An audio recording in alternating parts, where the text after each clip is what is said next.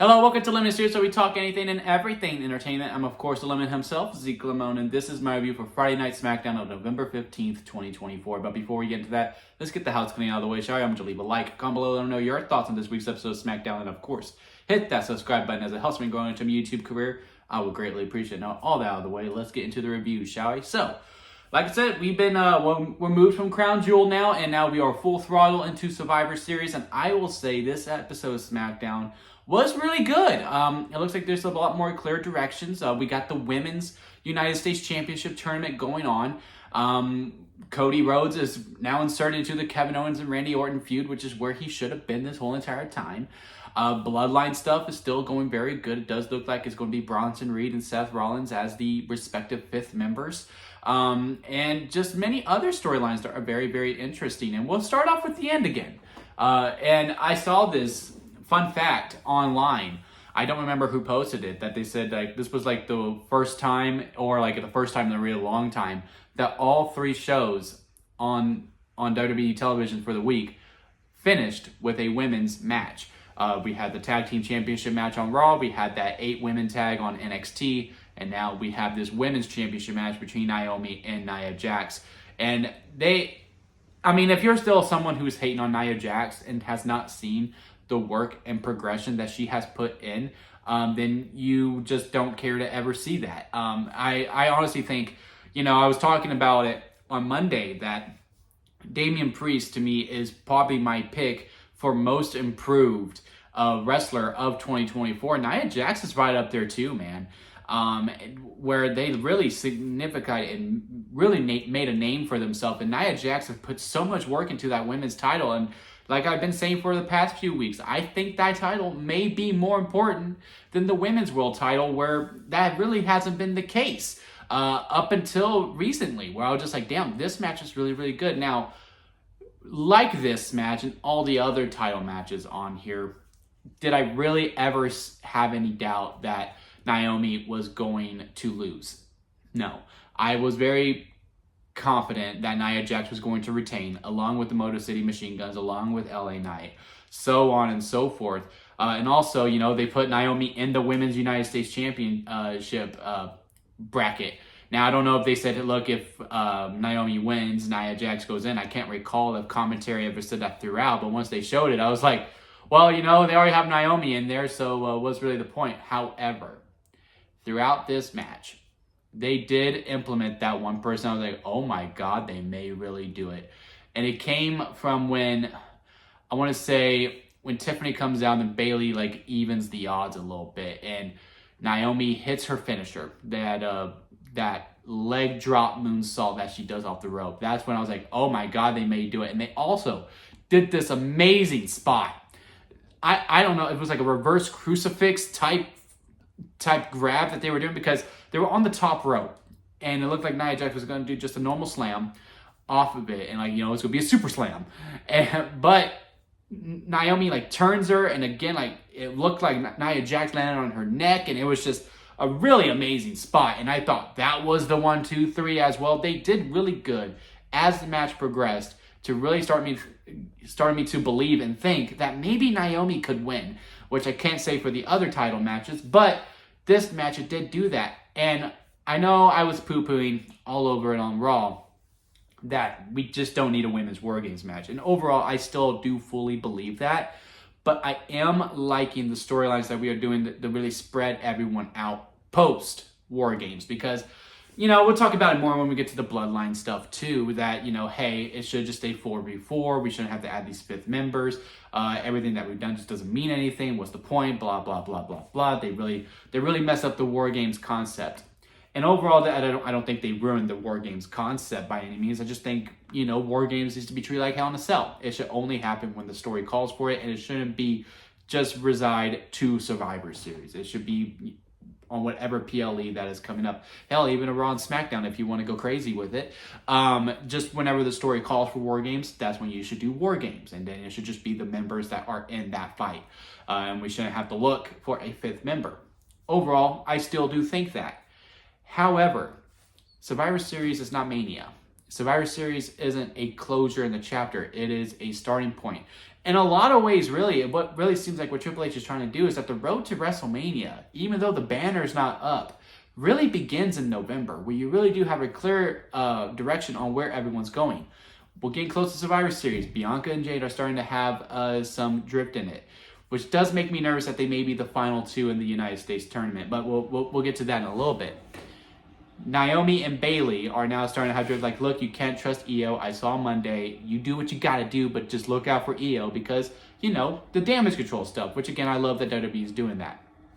And then Bianca coming in going, still don't like you, Bayley. And I'm like, well, why are you teaming with Io then? But I guess we'll see more of that on Monday. And go, oh, we're going to look after her. And when the first big spot happens and Tiffany comes in, who was nowhere to be helped? Bianca or Jay. Now, granted, Raquel and Liv were in the background beating them up, which I do think does look like they're going to take the women's tag team titles. But, you know what I'm trying to get at is that we're starting to spread everything out to show where everyone is really heading post-Survivor Series, post-War Games, when we are going to be building up to WrestleMania after that, because that's just where we're heading. And I just really liked everything that we did within the match. It was a really good wrestling match, and I also like the angles that we did within the match as well to really spread. This really is an all-star field of who is going to be, and it does look like Candice LeRae will be the 5th member for Nia Jax's team at War Games as well. So overall, very good piece of business with them there too. Again, it was the only title match where I did feel like, hey, we might actually pull the trigger on this. And yeah, it was just a really good stuff overall. It was a really strong way to end SmackDown along with the post-credits scene that we will talk about once we get to the Bloodline stuff. Now let's talk about the other title matches. LA Knights versus Berto, and then we had the Motor City Machine Guns versus the Street Profits. We'll start with LA Knight versus Berto because, sandwich, right? Start good, middle bad, and then, you end good as well. This was the only one, even though this match, it really had nothing to do with the match. It was about the post-match angle. LA Knight's coming out to do an open challenge because that's just what he does. That's his reign. It's just like, look, Logan Paul did not defend it. I will defend it, and I don't care who it is. And Santos Escobar comes out like, oh, I really don't care to see this again. And everyone knew it. LA Knight even told like, look, I already did this dance. I don't really care to do it again. And, kind of like how they're like, look, Elektra Lopez is going for the women's United States title. I can get the men's, and, we can have like both titles, blah, blah, blah. Good segment overall when it comes to the promo stuff, especially towards the end when LA Knight was talking about being called daddy and having someone scream uncle and all that stuff. It was a good line. It was a good line. It was good stuff. And then we get to the match with Berto, and again, it was just one of those things. I'm just like, well, he's probably going to go short because Berto's XP is like very low. He's probably like a 64 overall when it comes to 2K. And LA Knight just going to roll all over him. And for the most part, yeah, Berto had some hot spots within it. But really, LA Knight wins Blood Force Trauma 1, 2, 3. And then Shinsuke Nakamura comes back. And I was like, yo, that could be fun. However, again, it's just one of those things like, look, Shinsuke looks really cool. He has this awesome look. I assume he's going to get new theme music. I wonder how his promos are going to be. And again, the back and forth between him and LA Knight could be really good. And the match is going to be excellent. There's no way Shinsuke wins. It's just like, all right, Shinsuke, we're finally going to bring you back just so you can do a job. And then you can go back into the Shadow Realm once again. It's like a really weird thing. It's like I'm really excited for it. I'm looking forward to it. Maybe this could be our another match of Survivor Series because we have the Intercontinental title match and then we have this.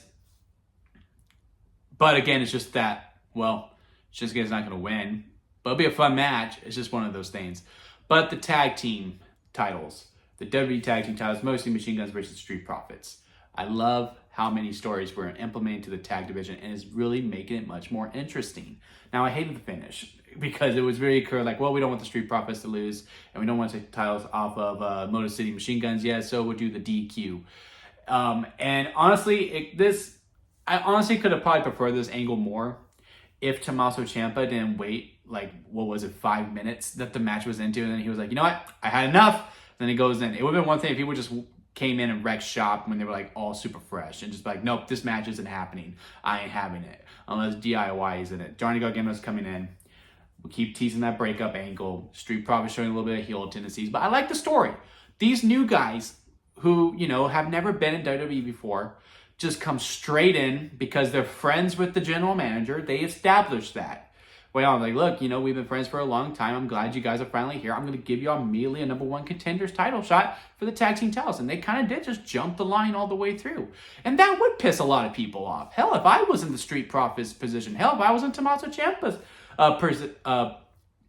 position, I would be very pissed off. Like, look, these new guys came in. I don't care what accolades they had around the world. You can't just come in and immediately get a title shot. And then they won it. I would be pretty pissed off about it. And so I'm really intrigued that is the overall theme of this, is that Tommaso Ciampa feels some type of way that these guys just came in and took his spot. Street Profits feel some type of way that these guys just came in and take this spot. Now, they were in the match, and most of the Machine Guns were like, hey, sorry that it had to end like that. Good business, and then the good push. I like it. It's really showing all these different storylines of the tag division being grown. And again, it's just that big reset that the tag division just needed on SmackDown. Now we just need to do that on Raw. But I honestly don't think DIY is going to break up because there's just way too many. We talked about it on Raw too. It's an overall problem with WWE is like they tease way too many breakup angles. And I think this is probably a red herring that at some point Johnny Gargano will be like, you know what, Tommaso, you're right. This is messed up. And then he's going to super kick them. And then that could probably be an actual storyline that we have with the Motor City Machine Guns and DIY that could actually probably get to a PLE, which again, yet the tag team titles have yet to be defended on a PLE since WrestleMania, from the men's side anyway.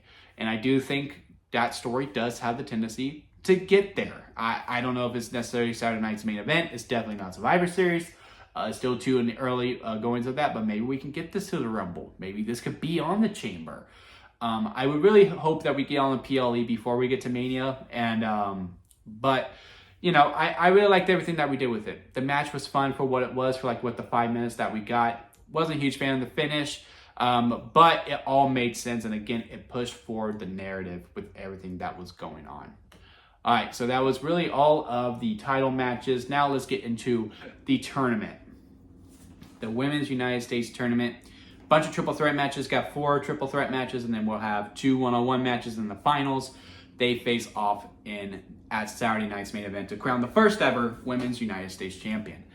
And, you know, there's been a lot of discourse on how we're going to do this. I feel like this was the best way. I really don't think we should have done another ladder match because NXT already did that. And I also like the concept of the triple threats and then going to one-on-one and then going to a final one-on-one at a PLE to crown the champion, because that's what you should do with it. And we had the first match, Bayley versus Candice LeRae versus B-Fab, which, you know, what I really liked about the match is that it was really centered around B-Fab. It was to get B-Fab over. Now, throughout the whole match, again, like most of my problems with the matches on the show, I never believed she was going to, even though they were really putting her over. I knew she was there to get pinned because they're really starting to push Candice LeRae more, and Bayley is Bayley. And I figured Bayley was going to win. And I did see a lot of people upset, like, oh, we're going to give the first mid-card championship into the second round a person who is a Grand Slam champion. Now, I am nervous because the next match that we are getting is Bianca Belair versus Chelsea Green, who I really want to win it. And then there's Blair Davenport. And it's great seeing a Blair Davenport. It's great seeing a B-Fab. It's great seeing Elektra Lopez. It's great seeing Michin.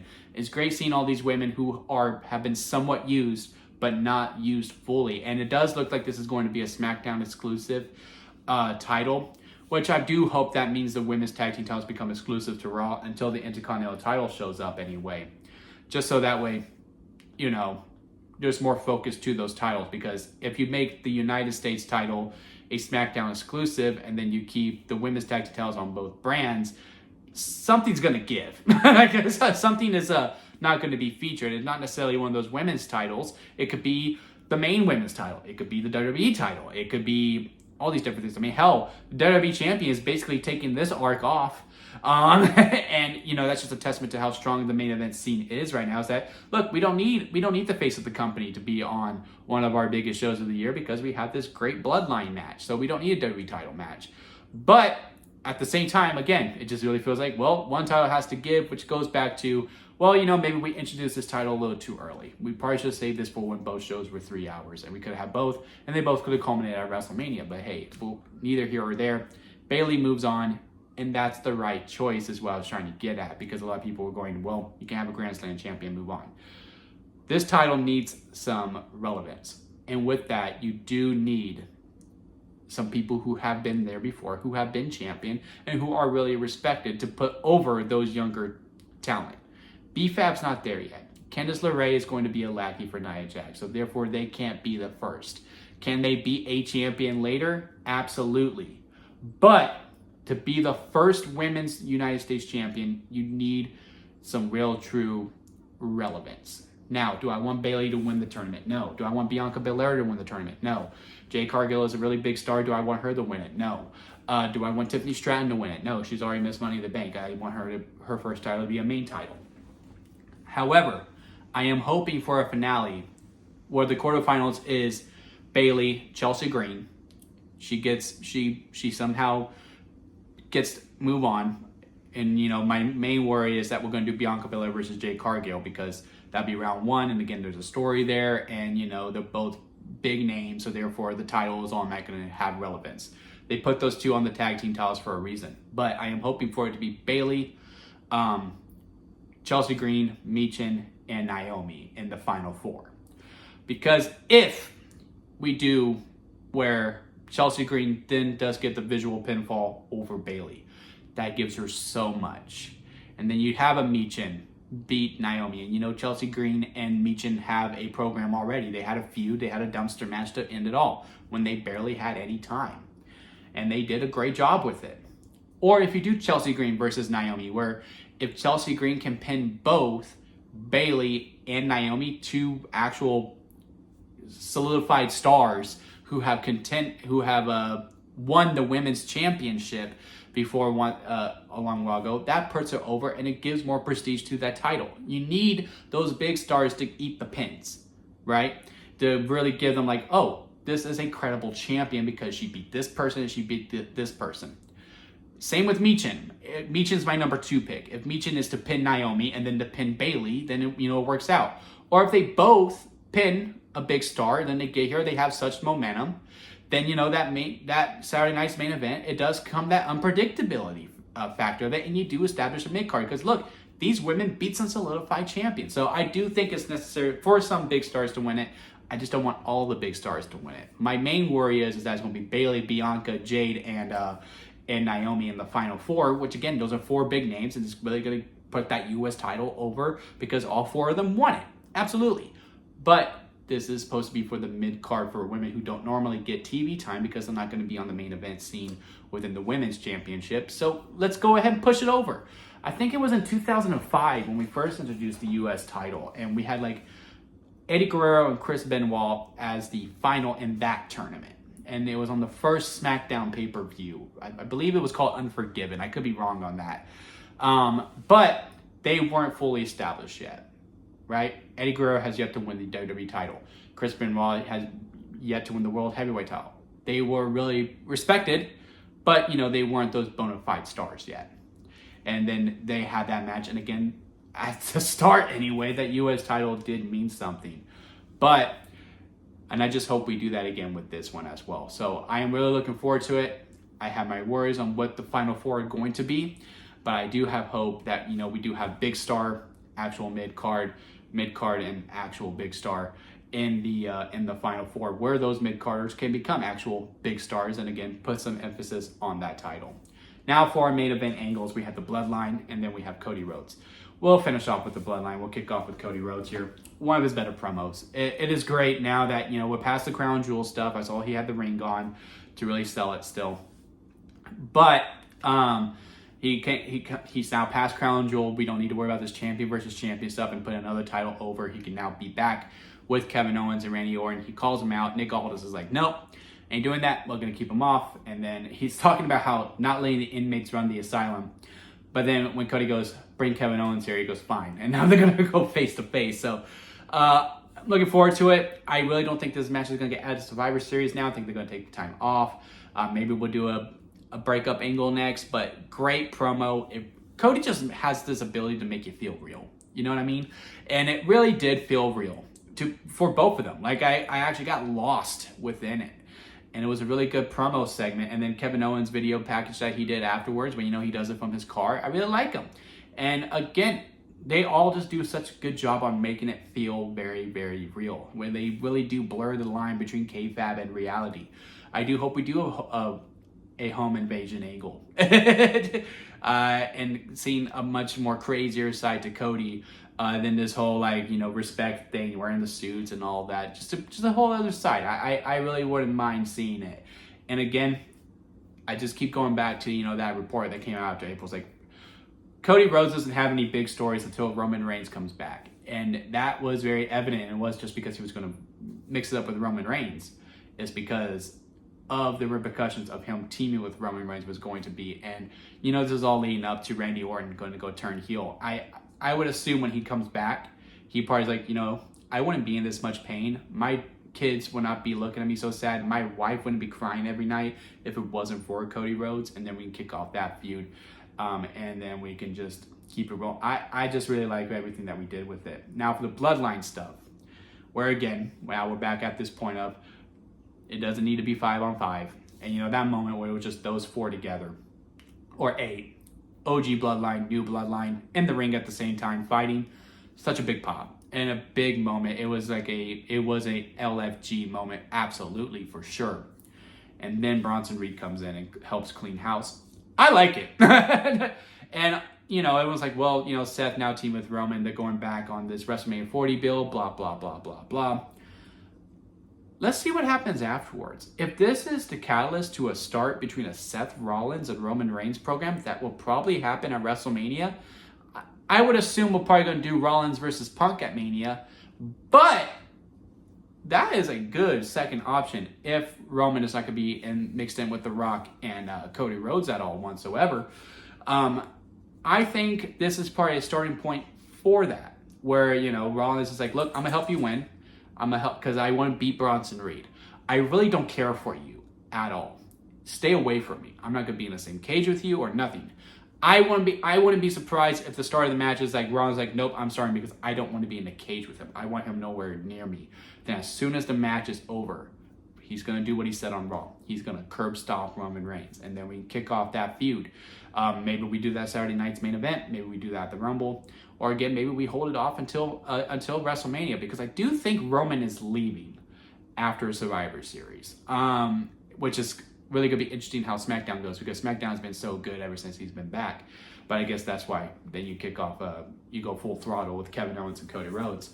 But yeah, I like the angle. I liked all the stuff that we did with it. I like the whole brawl. I mean, WWE really knows how to use a brawl and does it very, very well. But yeah, overall, this episode of SmackDown was really, really good. A lot of good talking points. Again, this is one of my longer reviews, absolutely. So yeah, leave a comment below. Let me know your thoughts on this week's episode of SmackDown. Leave a like if you made it this far. I would greatly appreciate it. And hit that subscribe button as I am trying to grow into a YouTube career. And I will see you here next time at Lemon Studios.